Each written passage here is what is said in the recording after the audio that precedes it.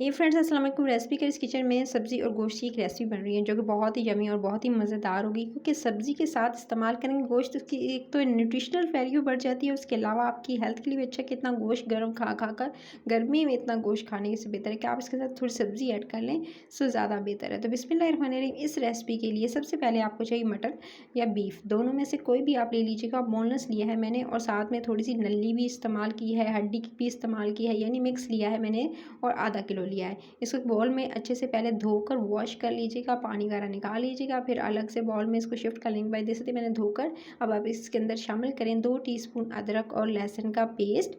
अदरक और लहसुन के पेस्ट के साथ अब आपने इसके अंदर शामिल करना है प्याज। अच्छा, प्याज इसके अंदर तकरीबन जो है मैंने ज़्यादा ऐड मत कीजिएगा, मीठा कर देता है आपके सालन को। सो आपने सिर्फ एक बड़े साइज़ दरमियाने साइज़ का जो प्याज है वो काट के शामिल करना है। फिर एक अलग से बॉल के अंदर थोड़े मसाले रेडी कर लेते हैं।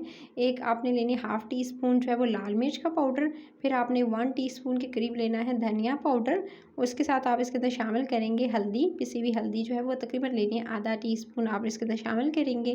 फिर कुटी हुई लाल मिर्च भी आधा टीस्पून ही आपने इसके अंदर शामिल कर देनी है। अगली चीज़ जो आपने इसके अंदर शामिल करना है वो है सफ़ेद ज़ीरा। ये भुना हुआ सफ़ेद ज़ीरा तवे पर रोस्ट कर लीजिएगा, ये भी आपने आधा टीस्पून ही इसके अंदर शामिल करना है। नमक हस्बे जायका, ये जितना खाने में पसंद करते हैं, मैं इसके अंदर 1/2 टीस्पून इस्तेमाल कर रही हूँ। फिर आपने इसके अंदर शामिल करना है पिसा हुआ गरम मसाला, 1/2 टीस्पून इसके अंदर पिसा हुआ गरम मसाला शामिल करेंगे। तमाम स्पाइसेस को आप इसी के अंदर डालेंगे जो आपने प्याज और गोश्त के साथ जो मिक्सचर रेडी किया हुआ था उसी के अंदर डालकर फिर एक आपने प्रेशर कुकर लेना है, उसके अंदर तमाम चीज़ें ऐड कर देनी है मिसालों के साथ। फिर ऐड करने के बाद फिर आपने इसके अंदर शामिल करने हैं टमाटर। टमाटर को छिलका उतार लीजिएगा रेडी। आप टमाटरों को इस छिलके के साथ भी शामिल कर सकते हैं, लेकिन फिर आपने इसके ये करना होगा कि बाद में इसका छिलका जो है तो वो रिमूव कर सकते हैं, या तो आप चिमटे से या छुरी से इस तरह से रिमूव कर लीजिएगा। लेकिन मैंने पहले से छिलका उतार लिया है और हाफ़ करके टमाटर को तकरीबन 4 अदद टमाटर लिए हैं और 4 टमाटर को काट के आधा करके इसके अंदर शामिल कर दिया है। एकदम आपको नमकीन गोश्त जो बनता है ना पेशावर में मशहूर, उस जैसी फीलिंग आएगी जब आप इसका टेस्ट लेंगे और बहुत ही यम्मी और बहुत मज़ेदार बनेगी। फिर आपने 1 गिलास पानी शामिल करके कुकर बंद कर देना है और इसको 3 से 4 सीटी आने तक कुक करना है। 3 से 4 सीटी आने के बाद आपने ढक्कन हटा देना है और ये देख सकते हैं टमाटर हो चुके हैं सॉफ्ट और इसके जो गोश्त है वो तकरीबन जो 80% गल चुका है। अब ये तमाम मसाले के साथ यखनी के साथ बहुत अच्छे से भुनाई करेंगे और जब तक गोश्त का पानी ड्राई नहीं हो जाता, ये टमाटर अच्छे से और ज़्यादा पक नहीं जाते, आप इसकी अच्छे से भुनाई करते रहेंगे। आपने तेज़ आंच कर देनी है और इसकी भुनाई स्टार्ट करनी है। भुनाई करते हुए आपने क्या करना है, इसके अंदर मैंने जो है पहले कोई ऑयल, घी, बटर वगैरह शामिल नहीं किया है, तो मैं इसके अंदर तकरीबन 2 टेबलस्पून भरकर या आधा कप से भी कम जो है इसके अंदर मैं शामिल कर रही हूँ घी का।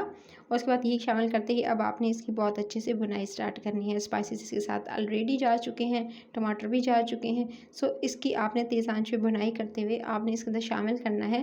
जब अच्छे से गोश्त 80% गल जाए तभी आपने इसके अंदर, पहले मत शामिल कीजिएगा आपने, ये है तोरी। अच्छा, घी या तोरी का इस्तेमाल किया है मैंने और घी या तोरी जो है उसको काट के छिलका उतार के उसको छोटे-छोटे पीसेस में काट लिया था और ये भी आधा किलो के करीब है। तो आधा किलो जो है मैंने घी या तोरी लिया और आधा किलो ही मैंने इसके साथ गोश्त का इस्तेमाल किया है। तो दोनों की क्वांटिटी सेम रखी है। सिंपल पहले गोश्त को जब आप गला लेंगे तो उसके बाद ही आप इसके अंदर जो है वो तोरी का इस्तेमाल कीजिए, क्योंकि तोरी बहुत जल्दी गल जाती है। सिंपल पहले इसको भूनेंगे, दरमियानी से तेज़ आंच करके इसकी भुनाई करेंगे। ये देख सकते हैं जब ये सॉफ्ट हो जाएगी और देख सकते हैं इसकी क्वांटिटी भी कम हो चुकी है। जब क्वांटिटी कम हो जाएगी, अच्छे से सॉफ्ट हो जाएगी, तभी आप इसके अंदर शामिल कीजिएगा अच्छा हस्बे ज़ायका पानी।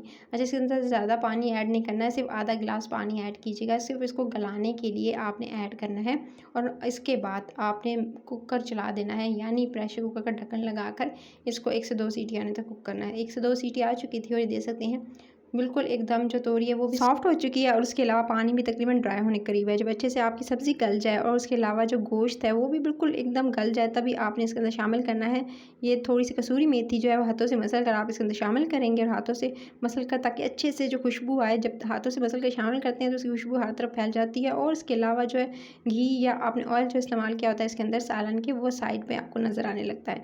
सो जी, ये हो चुका था रेडी मज़ेदार सब्ज़ी गोश्त का सालन। इसको चूल्हा बंद करके मैंने सर्विंग डिश में निकाल लिया गाइस। तो ये मज़ेदार सी रेसिपी आपके सामने हाजिर है। रेसिपी अच्छी लगे तो लाइक, शेयर और चैनल रेसिपी कर इसको सब्सक्राइब ज़रूर कर लीजिएगा। मज़े मज़े की रेसिपीज़ के लिए कोई भी रेसिपी मिस आउट नहीं करनी गाइस। सो आप इसके लिए बेल आइकन को ज़रूर प्रेस कर लीजिएगा और साथ ही साथ ऊपर से धनिया से आपने गार्निशिंग ज़रूर करनी है। इस रेसिपी को आप नान, चपाती और पराठे के साथ एंजॉय कर सकते हैं, नाश्ता, डिनर या लंच से रिलेटेड जो मज़ेदार ये रेसिपी है। सो इस रेसिपी को ट्राई करते हुए और साथ में फीडबैक भी ज़रूर देना है कमेंट सेक्शन में कैसी लगी आज की रेसिपी। आपसे फिर मिलती हूँ नेक्स्ट वीडियो में। अपना बहुत सारा ख्याल रखिएगा। Till the next video, take care.